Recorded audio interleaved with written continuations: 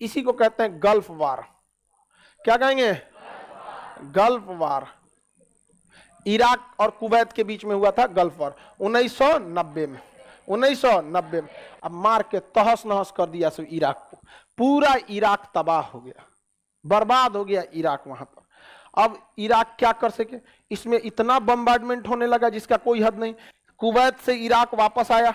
इसी पर एक मूवी बनी है अक्षय कुमार की, एयरलिफ्ट। एयरलिफ्ट। सद्दाम हुसैन का सख्त आदेश था कि एक भी भारतीय पर गोली नहीं चलना। दुनिया का कोई देश भारतीय पर नहीं चलाता, कभी नहीं चलाता है वहां पे। रीजन है, चला के देखे ना एक बार, चला के देख लिए ना, तो युद्ध कोई भी शुरू किया हो खत्म हम लोग करेंगे। यहां पर बात करते हमारे देश के नागरिकों को मारेंगे। एयर इंडिया के जहाज को लैंड होने नहीं दिया था सब। एयर इंडिया के जहाज को लैंड होने नहीं दे रहा था सब। तालिबान वाला कहा कि नहीं, इंडिया वालों को भेज दो। तालिबान जो अमेरिका का बात नहीं सुनता है, रूस की बात नहीं सुनता है, कहा भारतीयों को वापस छोड़ दो, जाने दो। और रिक्वेस्ट कर रहा था भारत सरकार से कि जो भारतीय यहां रहना चाहते हैं उन्हें प्लीज रहने दीजिए, हम गारंटी देते हैं इनकी सुरक्षा की। समझ में आ गया कि नहीं? और आपको जानकर बहुत खुशी होगी कि भारत सरकार ने अपना दूतावास काबुल में दोबारा चालू कर दिया। समझ में आ गया? और उसकी सुरक्षा तालिबान कर रहा है बाहर से। उसको अंदर आईटीबीपी के जवान है, 75 तो आईटीबीपी के जवान अंदर खड़े हैं, लेकिन बाहर से सुरक्षा कौन है? तालिबान। सख्त आदेश दिया गया, कोई भारतीय दूतावास पे कुछ नहीं कर सकता, क्योंकि जब तालिबान आया था तो अमेरिका ने अपने सारे मदद के रास्ते बंद कर दिए। पाकिस्तान में खुद की भूखमरी थी, भारत ने उसको गेहूं दिया खाने के लिए। जब से 2 साल तक भारत का गेहूं खाया है सब यहाँ पे। तो देखिए वो अच्छा ही ना भाई, हमारे यहाँ अनाज खाए।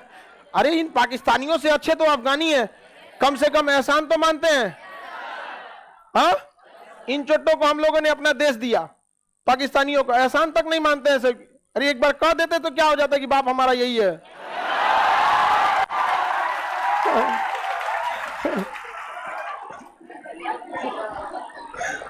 चलिए आगे समझते हैं। अल्लाह नहीं करिए।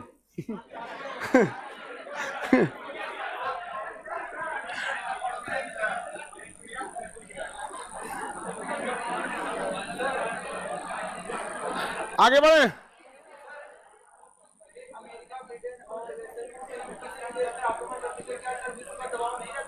कौन दबाव बनाएगा?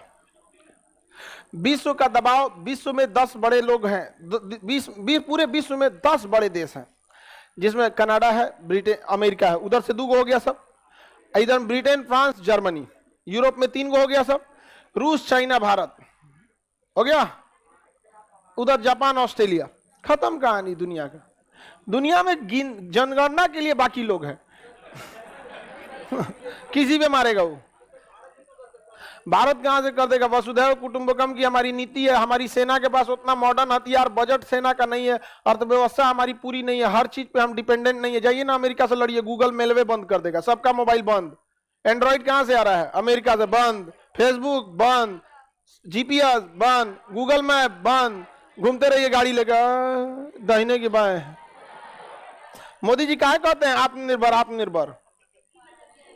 चाइना से लड़िए, मोबाइल बंद कर देगा, एक मोबाइल मिलेगा 1.5 लाख का। समझ में आ गया? अमेरिका आत्मनिर्भर है, कोई मतलब नहीं है। इराक बंद कर दे, तेल क्या आता है तुम्हारे यहाँ? तेल, तेल खत्म, खेल खत्म। अमेरिका 34 देश मिलकर किस पे हमला कर दिए? इराक तबाह हो गया। और कुवैत से जब इराक पीछे हट रहा था, कुवैत से क्या हो रहा था? पीछे हट रहा था, तो सद्दाम हुसैन ने कुवैत के जितने तेल के कुएं थे आग लगा दिया, और $50 बिलियन का लॉस हुआ। आग लगा दिया। और आग लगाने से पहले उसके चारों ओर माइंस बिछा दिया, जो बुझाने गया उधी आ गया माइंस लगा दिया। फायर ब्रिगेड वाला जा रहा था, उड़ गया, अरे इसको क्या हो गया? अब डरे कोई जाइए नहीं रहा था वहां पे। 1.5 महीने तक आग लगा था, 1.5 महीने तक, 50 दिन तक, तो 1.5 महीना से ज्यादा ही हो गया। 50 दिन तक तेल का कुआं जलते रह गया यहाँ पे। सद्दाम हुसैन ने अब सद्दाम हुसैन यहाँ वापस आ गए अपने जगह पे। 1990 में एक खाड़ी युद्ध हुआ था। इसी समय भारत की अर्थव्यवस्था चौपट हो गई थी, रूस की अर्थव्यवस्था चौपट हो गई, इराक पूरा देश से चौपट हो गया था। ईरान ताली बजा रहा था, खोमैनी बहुत अच्छा बहुत अच्छा बहुत अच्छा। अमेरिका जब यहां से गया तो याद रखिएगा, इनकी एक नीति होती है कि जिस देश से जाओ वहां आग लगा के जाओ, तबाह करके। यहां पर कुर्द लोग, कुर्द जो थे ना, कुर्द एक जाति है इराक के अंदर, उसको हथियार दे दिया अमेरिका, पैसा दिया, कहा मारो सद्दाम हुसैन को। कुर्दों ने एकता दिखाई और सिया से मिल गए। कुर्द और सिया मिलके 10 साल बाद 2003 में, 10-12 साल बाद 2003 में वापस इराक में क्या कर दिया, विद्रोह कर दिया। और उन कुर्दों ने पकड़ लिया किसको, सद्दाम, और उनकी मदद किसने कर दिया, अमेरिका। 12 साल बाद फिर आया, खुद लड़ने नहीं, कुर्द की मदद करने के लिए हथियार दिया, मारो सद्दाम हुसैन को, बम दिया, मारो उसको। और उसके मारा सद्दाम हुसैन को। अर्थव्यवस्था तो पहले चौपट हो गई थी, सद्दाम हुसैन को सुरंग में छुपना पड़ा, पकड़ लिया कौन, अमेरिका। कहा अरे सद्दाम हुसैन है, कहा कि अगर हम इसको फांसी दे देंगे पूरा मुस्लिम मेरे खिलाफ हो जाएगा, मुसलमानों को कैसे समझाया जाए, कैसे बेवकूफ बनाए। कुर्द को कहा हे कुर्द फांसी दे दे इसको, लो। किसको दे दिया, कुर्द जाति वालों को। अमेरिका निकल गया, फांसी कौन दे दिया, कुर्द। खत्म कहानी। गल्फ कंट्री को कहा कि देख रहे हैं सिया सुन्नी का लड़ाई कितना खराब है, मार दिया सब सद्दाम हुसैन को। समझ में आ गया। अब इराक के अंदर आपसी लड़ाई हो गई अमेरिका के खिलाफ, तो पूरा लड़ने लगा यहाँ पे इराक, और उसमें बमबार्डमेंट भयानक होने लगी। और वही असंतोष वहां गृह युद्ध का रूप ले लिया।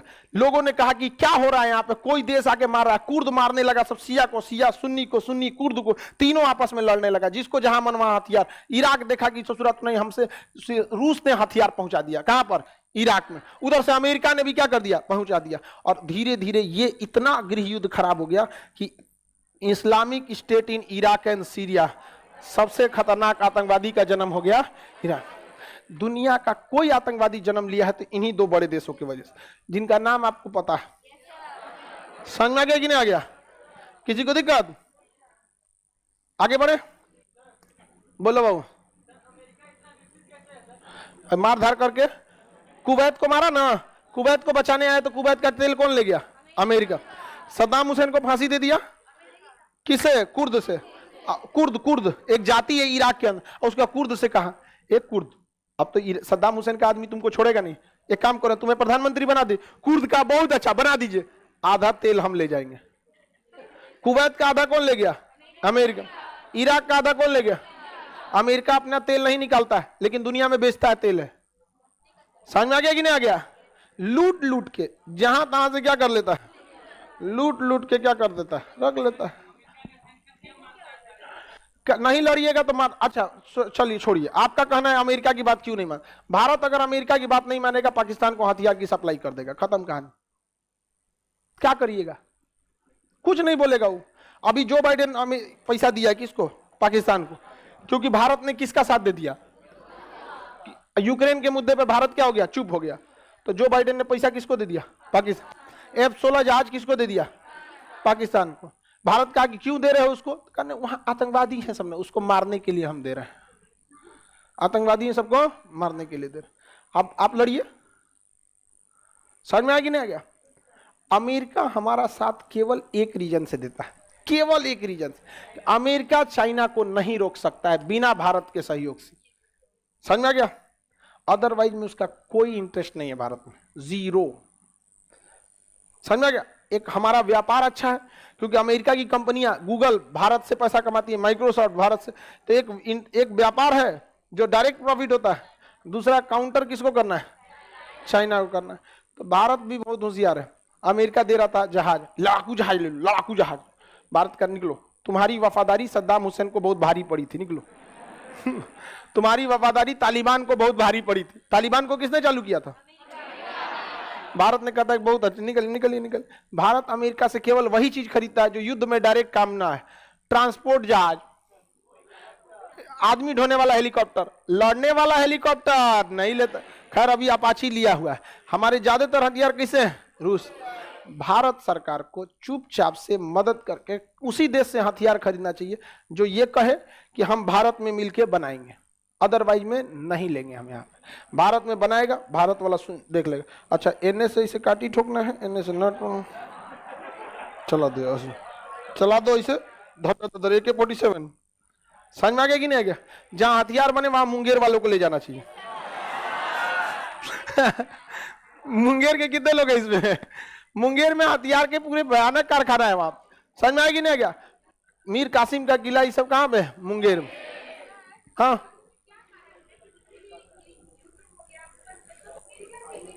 अमेरिका में अमेरिका की जनसंख्या बहुत ही कम है।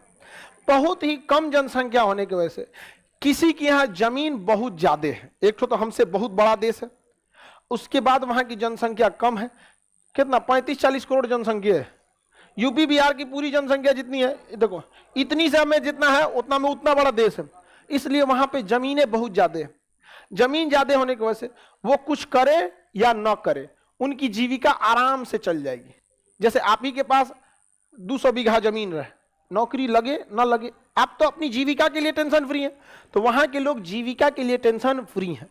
अब वो जो काम करते हैं वो नए इनोवेशन के लिए करते हैं। यहां जितने लोग बैठे हैं इनके लिए सबसे पहले जीविका जरूरी है। भारत का सारा युवा किसके पीछे पड़ रहा है? फाइनेंशियल सिक्योरिटी ही नहीं है, क्या होगा क्या नहीं। और अमेरिका में टेंशन ही नहीं है, वहां हेल्थ फ्री, एजुकेशन फ्री। समझ में आ गई ना? जमीन बहुत ज्यादा, इतना ज्यादा जमीन किसी की कोई कमी नहीं। हाईवे पे चल जाएगा, एक घंटा गाड़ी चलेगी दूसरी गाड़ी नहीं मिलेगी, जनसंख्या ही कम है। अब फिल्मों में भी देखिएगा ना, हॉलीवुड बॉलीवुड में, तो एक घर दिखाया जाएगा जो बंगला टाइप का रहेगा, बगल में बगीचा रहेगा 20 बीघा का, वहां कोई रात में अचानक घुसेगा सबको काट के चल जाएगा। अजीब अजीब टाइप का कहानी दिखाता है आप। और हम लोग यहाँ एक घर में से कूदिएगा दूसरे में घुस जाएगा। तो हम लोग के यहाँ हम लोग का जो सिस्टम है, जो कल्चर है, हमारे यहाँ लोग जीविका पे ज्यादा ध्यान देते हैं। समझ में आ रहा है कि नहीं आ रहा? हम ही लोग अगर टेंशन फ्री हो जाए, आप ही लोग को अगर टेंशन फ्री हो जाए, सरकार कर दे सबको 100-100 बीघा जमीन दे देते हैं, कितनों बीमार पड़िएगा एम्स में इलाज करा देंगे। वहां हर एक हॉस्पिटल एम्स टाइप का है, इतनों बीमार पड़ेंगे एम्स में इलाज हो जाएगा। इंजीनियरिंग में अच्छा रहेंगे तो IIT में पढ़ा देंगे, नीट में आपका IIM में पढ़ा देंगे, या इसमें आप पढ़ाई से फ्री, हेल्थ सिस्टम से फ्री, फिनेंशियल फ्री। अब आप क्या कीजिएगा? शुरुआत के कुछ सालों तक अपने लाइफ को कुछ समय दोस्तों के साथ बिताइएगा, परिवार के साथ बिताइएगा, कुछ खेल कूद में बिताइएगा, लेकिन इस सब से आप 4 साल 5 साल बाद उब जाइएगा। फिर क्या कीजिएगा? इनोवेशन। अब क्या करना चाहिए, बड़ा कैसे किया जाए। तो उन लोग का कल्चर किस चीज का है? इनोवेशन का। हमारा कल्चर किस चीज का है? जीने खाने का। बहुत कम ही हम लोग क्या करते हैं नए इनोवेशन में। और एक मतलब बोला शाहरुख खान ने, first become rich then become philosopher. समझ में आ गया? कोई भी बड़ा इंसान को देखिए, राजा घर में जन्म लिए, महात्मा बुद्ध राजा, फिनेंशियल फ्री थे। समझ में आ गया? राम जी राजा थे, फिनेंशियल फ्री थे। कृष्ण भगवान राजा, फिनेंशियल फ्री थे। तो पैसा बहुत कुछ सब कुछ नहीं है, लेकिन आपको एक तरह की स्वतंत्रता दे देता है, अच्छा खासा स्वतंत्रता, ताकि आप खुले विचारों से सोच सके। भूखे पेट रह के आप नया कोई आविष्कार नहीं कर सकते। भूखा पेट रहेगा, उधर घर दुआर ठीक नहीं है, तो कहां से रिसर्च करें। तो ये चीजें काफी मतलब अमेरिका को लिए पॉजिटिव हो जाते हैं। हम लोग के यहाँ इनोवेशन अब धीरे धीरे आगे बढ़ रहा है।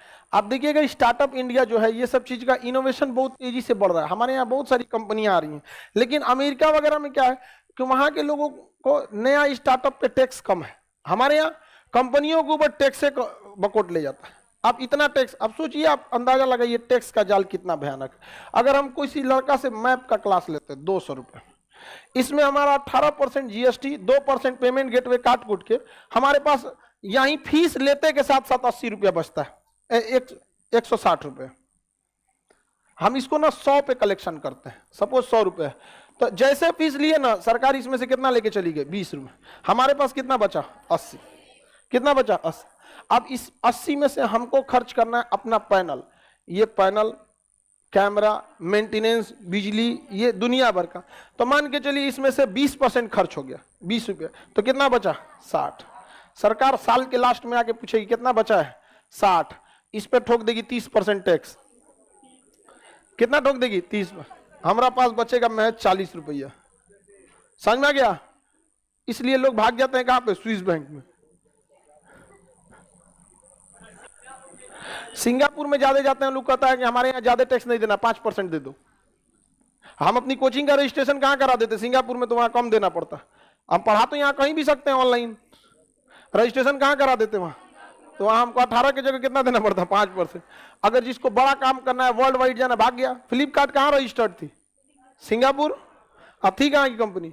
इंडिया की। तो ये लोग बड़ा दिमाग लगाता है इसमें। यहाँ पर आगे बढ़ जा। इराक ईरान युद्ध समझ में आ गया? इराक और कुवैत वार को ही हम क्या कहते हैं? गल्फ वार। क्या कहेंगे? गल्फ। खाड़ी युद्ध खत्म। समझ में आ गया? अभी अमेरिका ईरान के पीछे पड़ा है। किसके पीछे? ईरान के। ईरान के। अभी क्या इजराइल ने किस पे बम मार दिया? ईरान। हमेशा मारते रहते हैं। अमेरिका का एक ड्रोन कहां घुस गया है? ईरान में। वो बार बार उकसाएगा। हम आपसे क्या करें? किसी छोटे लड़के का भविष्य बर्बाद करना है ना, हर 2 महीना पे उसके गार्जियन से लड़ लीजिए। हर 2 महीना पे उसके गार्जियन से लड़िए। वो बेचारा ना, विद्यार्थी कम, बदला लेने की भावना उसके अंदर ज्यादा आ जाएगी। अभी वो यही कर रहा है। इधर से कौन मार रहा है? इजराइल। इधर से अमेरिका। अमेरिका सऊदी अरब को कहता है सिया है, मारिए इसको। परेशान होकर रह गया। लेकिन इस समझ गया है ईरान ने। ईरान को पता चल गया है कि ये सब खुद जमीन पे नहीं उतरता है। अमेरिका जहां जमीन पे उतरा है, मरा के गया है। उनके फौजी में बहुत कुछ नहीं है, मशीन से लड़ते हैं। उतरा था वियतनाम में, मरा के गया। उतरा था किस में? अफगानिस्तान, मरा के चला गया। अब ईरान को पता चल गया कि हमें भी नहीं उतरना है, क्योंकि इस ससुरे उतरेंगे सबने। इसलिए उसने ड्रोन बना लिया। क्या बना लिया है? ड्रोन। और ड्रोन हमला करने वाला नहीं, अनहरा ड्रोन बनाया है। वो खाली उड़ना जानता है, बम गिराना नहीं। उड़ता है अपने में बम बांध के, उड़ेगा ऐसे ही से। अब अमेरिका का कहीं सेना का अड्डा है, अब एक ड्रोन बनाने में उसको 5 लाख का खर्चा आता है, और एक मिसाइल बनाने में 100 करोड़ आता है। तो आप बताइए 5 लाख वाला ड्रोन में क्या दिक्कत है? अब मिसाइल बनाने में 100 करोड़।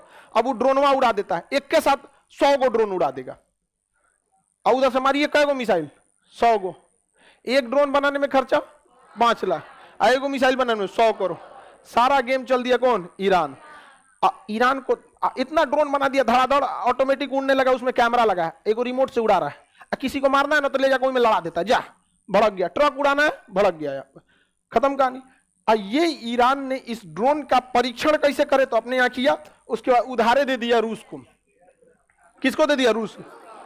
आप सुने होंगे आज से 6 महीना पहले मार तुर्की का ड्रोन तबाही मचाया था रूस में। कहां गया वो? बेरिटा ड्रोन, टीबी ड्रोन, क्या हो गए?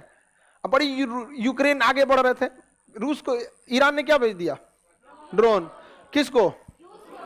रूस ने उड़ाया पूरा ड्रोन। और जहां तहां देख रहा था कहीं रूस के सैनिक सब हैं, सब 10 गो मिल के नाश्ता कर रहे हैं, सब बड़ा में जाके यहीं गिर गया। क्योंकि अगर उसमें मिसाइल लगाएंगे तो टेक्नोलॉजी आ गया, पैसा लगेगा, टेक्नोलॉजी लगेगी, बड़ा आकार रहेगा, मिसाइल बड़ी हो जाएगी, रडार में आ जाएगी। इतनी चुकी रहता है तो रडारे में नहीं आता है, छोटा चीज रडार में नहीं आएगा। समझ में आ गया कि नहीं आएगा? उसके लिए अगर आप छोटे से छोटे चीज पे ध्यान देंगे तो गड़बड़ हो जाएगा। जापान में क्या हुआ ना, कोरिया में, साउथ कोरिया में, यहाँ के साउथ कोरिया के रडार में एक छोटा सा ब्लिंक करने लगा, रडार में कुछ ब्लिंक करने लगा। साउथ कोरिया के लड़ाकू जहाज हवा में उड़ गए सब। पूरे देश में सायरन बना दिएगा, शहर के ऊपर कोई दुश्मन का जहाज, ड्रोन घुस गया। आधा घंटा बाद पता चला चील उड़ रहा था। तो छोटे से छोटे चीज को अगर ध्यान देने लगेंगे तो गड़बड़ हो जाएगा। इसलिए रडार का सॉफ्टवेयर ही ऐसा बनाया जाता है कि छोटे चीज को वो दिखाए ही ना। अगर उस सॉफ्टवेयर को ऑन करेंगे कि नहीं छोटे से छोटे चीज को दिखाओ तो कंफ्यूजन में पड़ जाएंगे, कौवा उड़ रहा है कि ड्रोन। अब ईरान अच्छा खेल गया, हमें क्या चाहिए? हम तो चाहते हैं लोग कि ईरान जिंदा रहे, तेल हमें सस्ता मिलेगा। इराक जिंदा रहा, इराक हमसे क्या नुकसान पहुंचाया था?